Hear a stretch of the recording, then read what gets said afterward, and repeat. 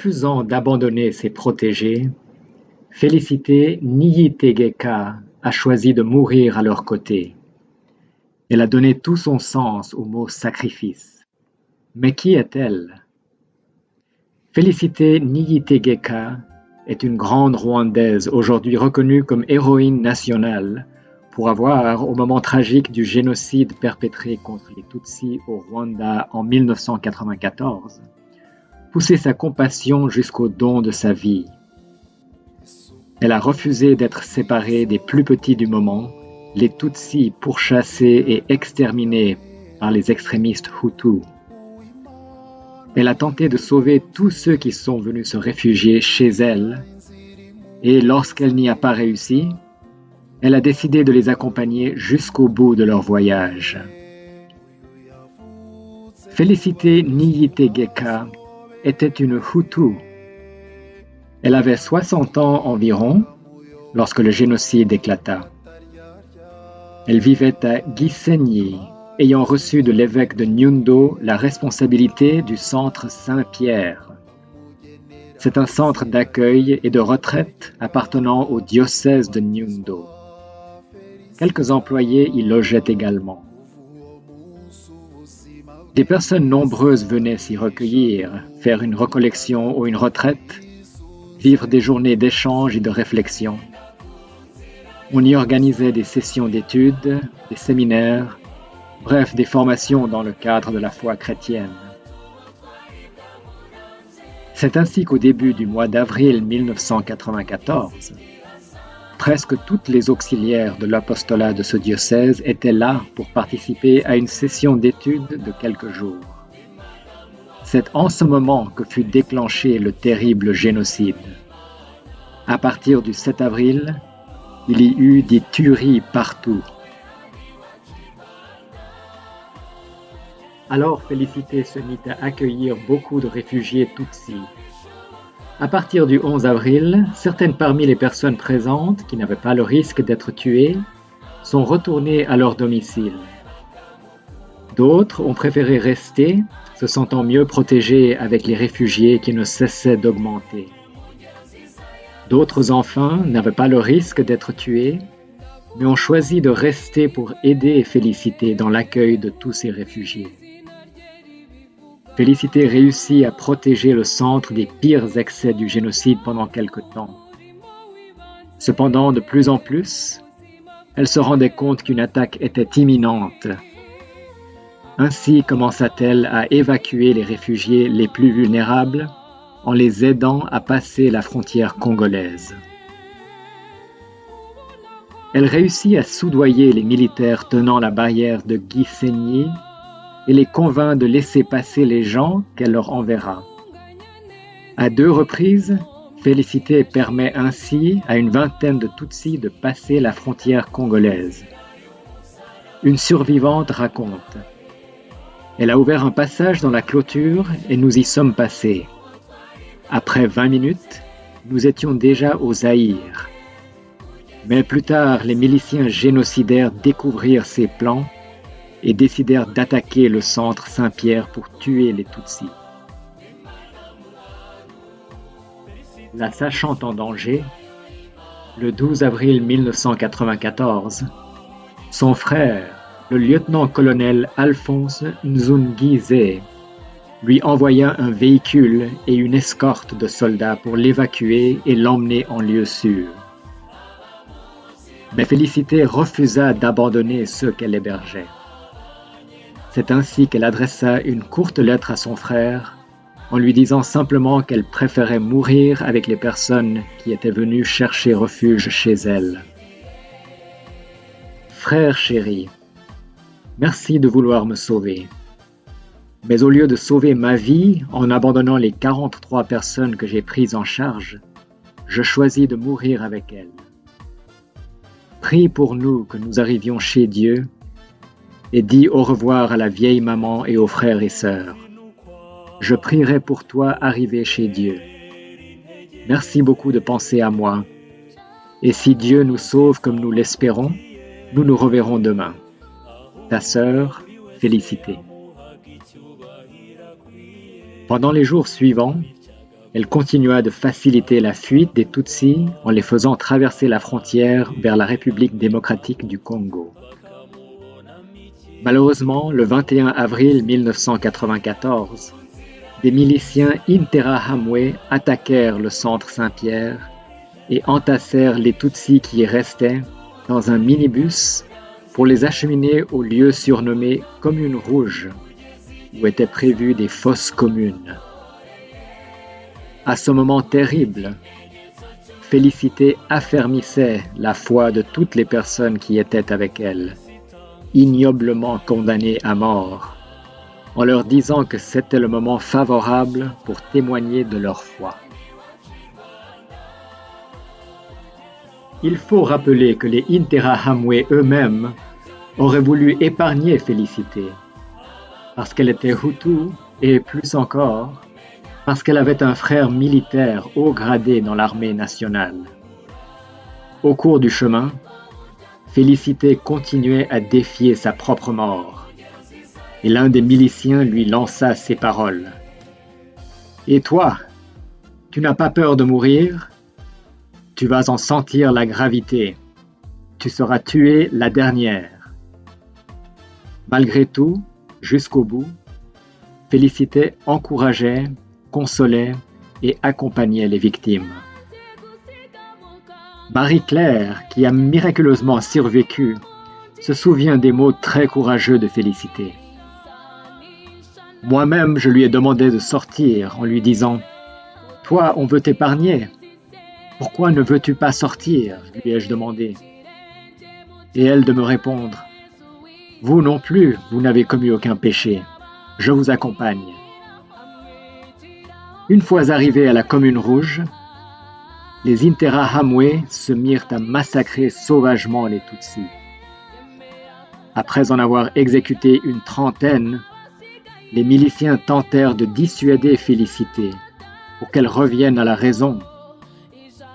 À leur stupéfaction, Félicité courageusement leur répliqua « Je n'ai plus de raison de vivre alors que vous venez de tuer mes frères et sœurs. » Soudainement, après ces paroles qui réprouvaient leurs méfaits, Félicité fut tuée par balle.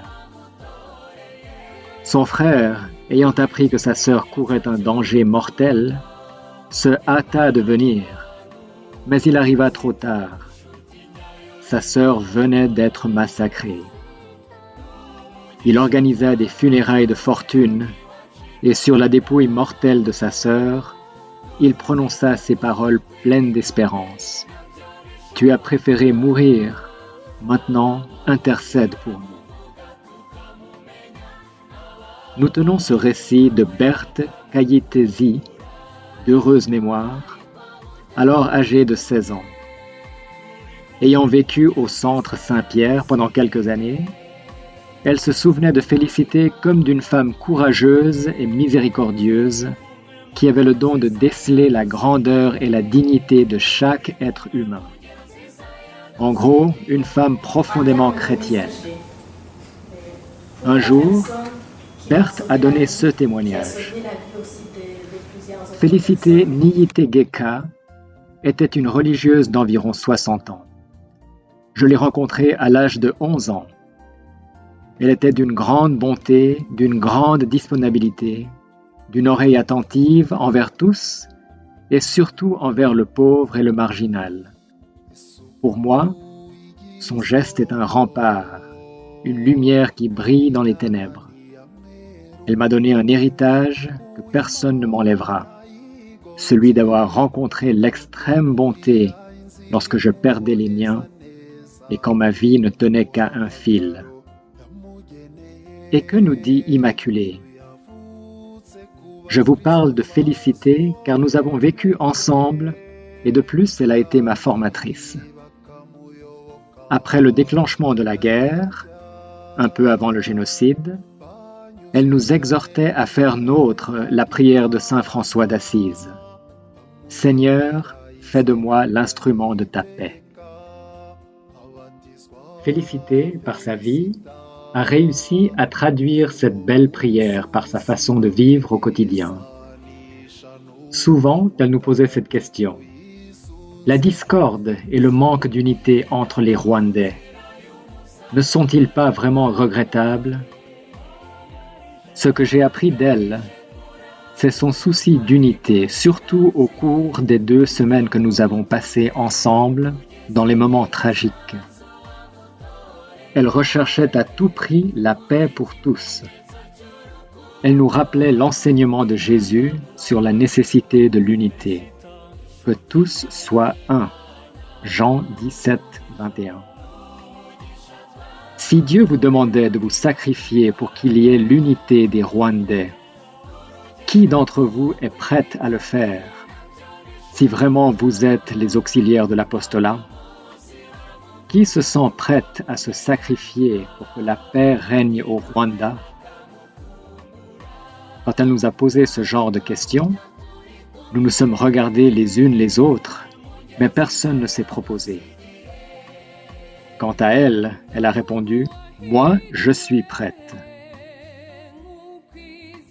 Félicité ne s'est pas seulement donnée dans la mort, sa vie entière fut consacrée à son prochain. Elle prodiguait des conseils d'éducation aux parents, poussait les enfants à la scolarisation, allant même jusqu'à payer leurs frais de scolarité. Sur sa colline d'origine, Félicité était toujours citée comme modèle. Tourmentée par l'escalade progressive des conflits entre Rwandais, au cours de ses formations, elle demandait aux gens d'enseigner la paix, l'amour et la non-discrimination ethnique. Sa petite sœur nous raconte: Félicité avait semé en nous les germes de l'amour, si bien que nous ne savions plus à quelle ethnie nous appartenions. Nous étions conscients d'être les enfants de Dieu, tout simplement. Ainsi, sa sœur savait, lorsque le génocide éclata, que Félicité allait mourir.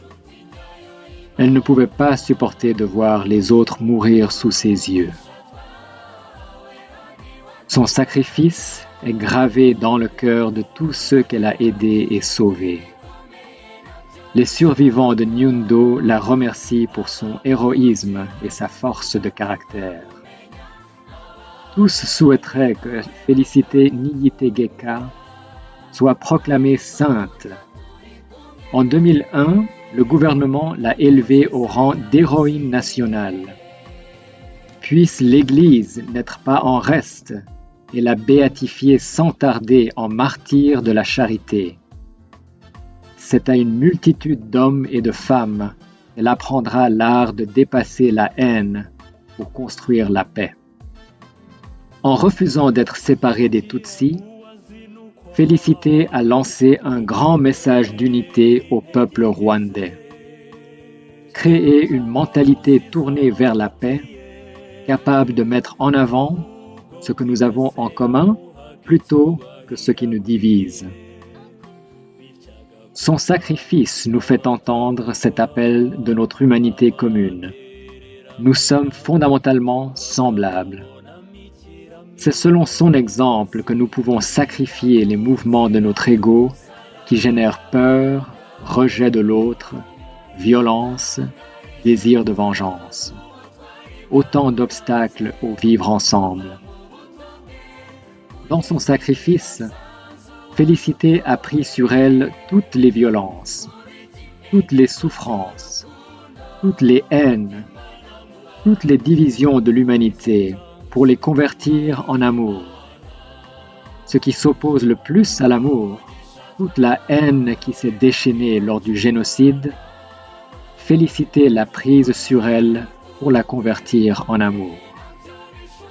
Elle n'a pas répondu à la haine par la haine, mais par la douceur, par le pardon et l'amour. En sa personne, elle a tué la haine, elle a dépassé l'ego, en détruisant le mur de la séparation. Accepter de donner sa propre vie pour son prochain, quelle que soit son origine, c'est bien plus qu'un acte de foi.